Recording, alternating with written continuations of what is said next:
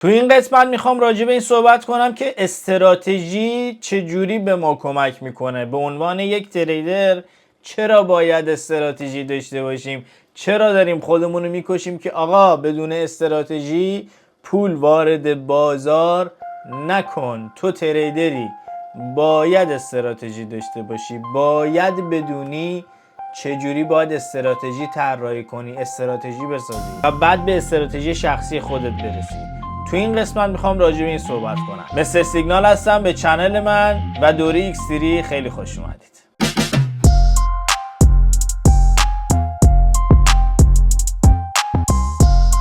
خیلی ساده واسط بگم، اگر استراتژی نداشته باشیم گمیم، سردرگمیم. مثل این میمونه داخل یک دشت خیلی بزرگ، داخل یک جنگل، داخل یک کویر، بدون نقشه و راهنما بخوایم حرکت کنیم. به هم بگن فلان مسیر رو پیدا کن، فلان چیز رو پیدا کن، بدون هیچ پلنی، بدون هیچ نقشه‌ای سردرگمیم.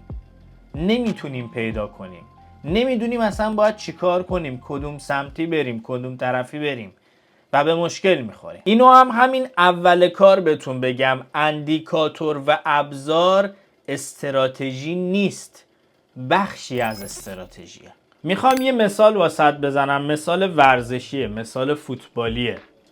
خیلی فکر میکنم بهتر متوجه بشید، حتی اگر اهل ورزش و فوتبال نباشید این تفاوته و اتفاقه رو فکر میکنم خیلی خوب متوجه بشید. شما فکر کنید دو تا تیم با هم بازی دارن، یه تیم ممکنه صدر جدول باشه، یه تیم ممکنه ته جدول باشه، یا نه دوم باشه، سوم باشه، چهارم باشه، رتبهش فرق کنه.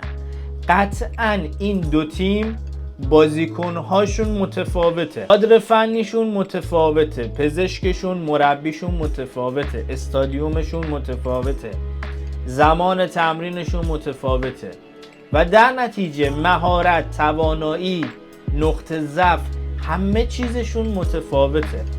ولی قرار مقابل همدیگه قرار بگیرن و با همدیگه مسابقه بدن، با همدیگه مبارزه کنن. وقتی این دو تیم میخوان با همدیگه مسابقه بدن، اولین کاری که میکنن اینه که خودشون رو آنالیز میکنن. قبل از اینکه تیم مقابل رو آنالیز کنن، خودشون رو آنالیز میکنن، بدونن نقاط ضعف و قوتشون کجاست.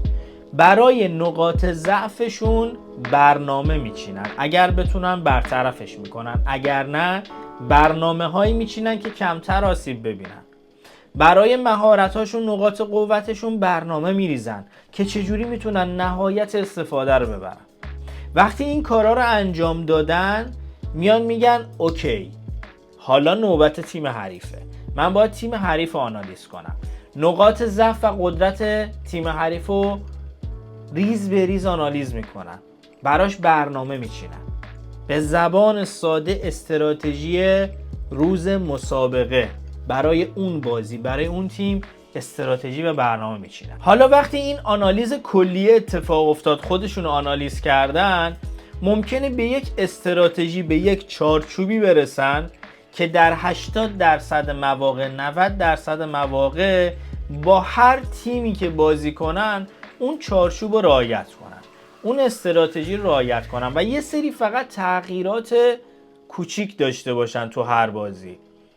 به عنوان مثال در شرایط حساس از یه سری بازیکن‌های ذخیره استفاده کنن، مثل همون پلن دوم و سوم و چهارم ماست. ما باید اینو داشته باشیم. چرا نباید داشته باشیم؟ وقتی ما اینجوری به بازار نگاه کنیم که هر معامله یک مسابقه جدید میتونه باشه و هر مسابقه شرایط خودش رو داره و ما باید آمادگیشو داشته باشیم برای پلن دوم و سوم که اگر اون چیزی که تو ذهنمون اتفاق نیفتاد باید چیکار کنیم. مثل کاری که مربی کنار زمین انجام میده و بازیکن‌های مناسب رو جابجا میکنه. حالا این مربی میاد یک چارچوبی رو مشخص میکنه، یک ترکیبی رو مثلا 4-3-3 رو میچینه برای 90% از مسابقات، 80% مسابقات. ممکنه بازی هفته بعد و 3-5-2 بره داخل، با یه ترکیب متفاوت بره داخل. دلیلش چیه؟ چون شرایط رو آنالیز کرده. یه اشتباهی که خیلی از تریدرها انجامش میدن و زیاد دیدیم اینه که یک استراتژی که دارن، یک برنامه که دارن، میخوان تو همه شرایطهای بازار همونو دقیقا اجرا کنن. این نمیشه. بازار یه وقتایی رفتار متفاوت داره. حداقل تجربه من میگه که بازار یه جاهایی رفتارش متفاوته و ما باید بتونیم یکم منعطف باشیم، یکم رفتارمون رو تغییر بدیم.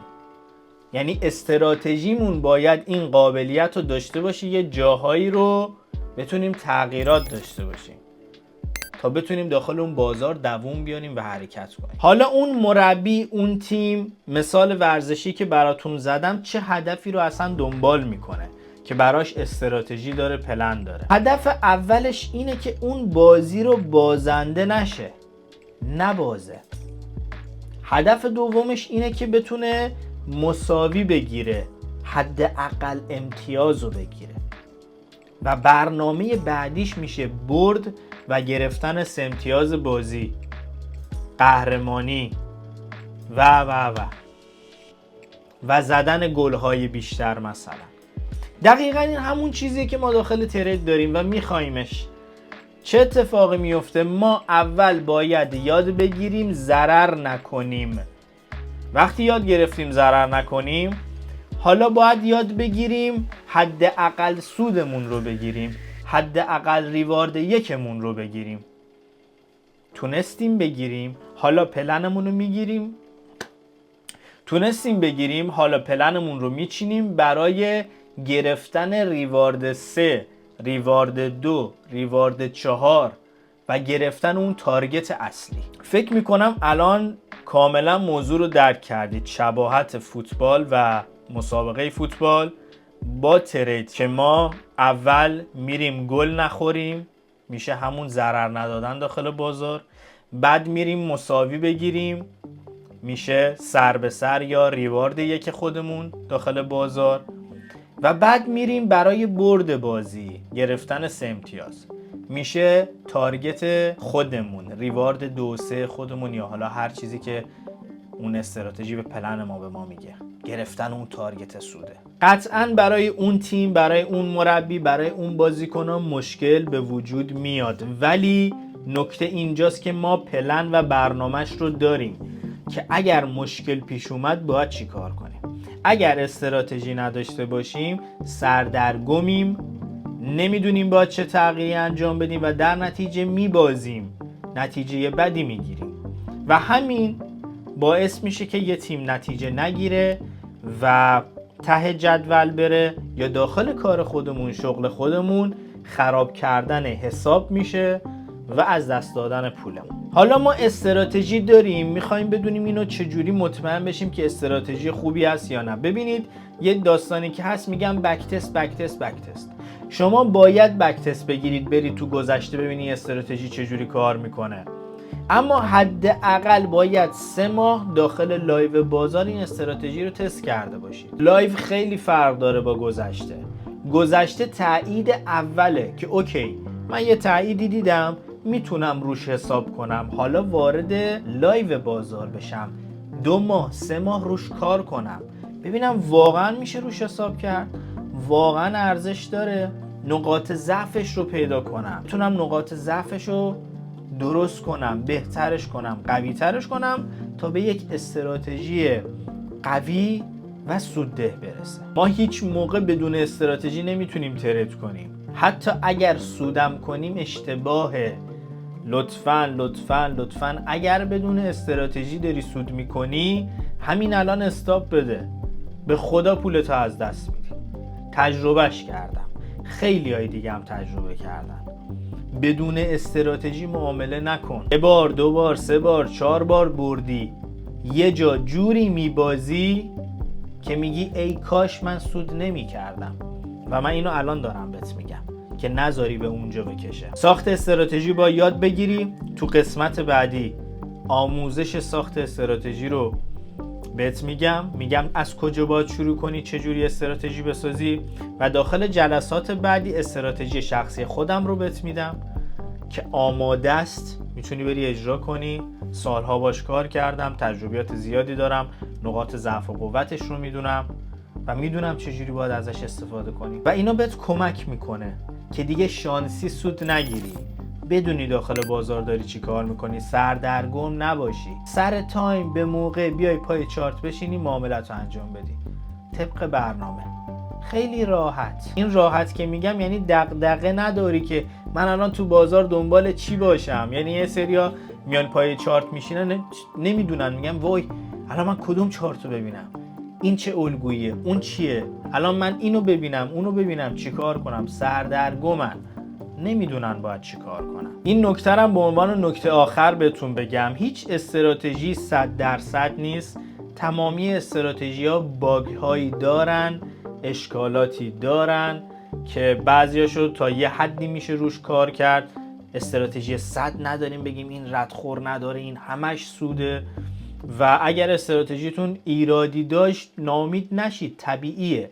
شما باید ایرادات رو بیاید کم کنید تا جایی که بتونید به سوددهی برسید و طبیعیه هر استراتژی توی یک بازه زمانی وین ریتش، کیفیتش میاد پایین. شما نمیتونید یک عمل کردی که در طولانی مدت خوب بوده رو به خاطر یک بازه زمانی کوچیک ببرید زیر سوال و بگید نه دیگه این استراتژی به درد نمیخوره، باید عوضش کنم. استراتژی رو نباید عوض کنید، باید روش کار کنید. باید به استراتژی زمان بدید، فرصت بدید خودش رو ثابت کنه به شما. چه زمانی ما میتونیم استراتژیمون رو تغییر بدیم؟ زمانی که ببینیم در بلند مدت این استراتژی موفق نیست یا اینکه بک تستش اصلا بک تست خوبی نبوده، موفق نبوده، دیگه اونو همونجا کنسلش میکنیم. ولی اگر تو بک تست خوب بوده، داخل لایو داره ضعیف کار میکنه، باید ببینیم آیا در بلند مدت کیفیت معاملات پایینه یا نه، آیا سودده هست یا نه. اونجا اگر به نتیجه نرسیدیم میتونیم بگیم اوکی این استراتژی به درد نمیخوره، کلاً بذاریمش کنار و یک استراتژی دیگر رو انتخاب کنیم و روی اون کار کنیم. و یه نکته دیگه که اضافه کنم اینه که ما هرچی تجربه خودمون، تریدمون داخل بازار میره بالاتر، خود من اینجوری تجربه کردم، یه سری چیزای جدیدی رو از داخل بازار یاد گرفتم. یعنی واقعا اون ترید کردن اون بازار بهم درسای جدیدی داده و همینا کمک کرده که استراتژیم رو تقویت کنم، کمک کنم. پس این میشه یک نکته که ما استراتژیمون رو میتونیم آپدیت کنیم با تجربیاتمون.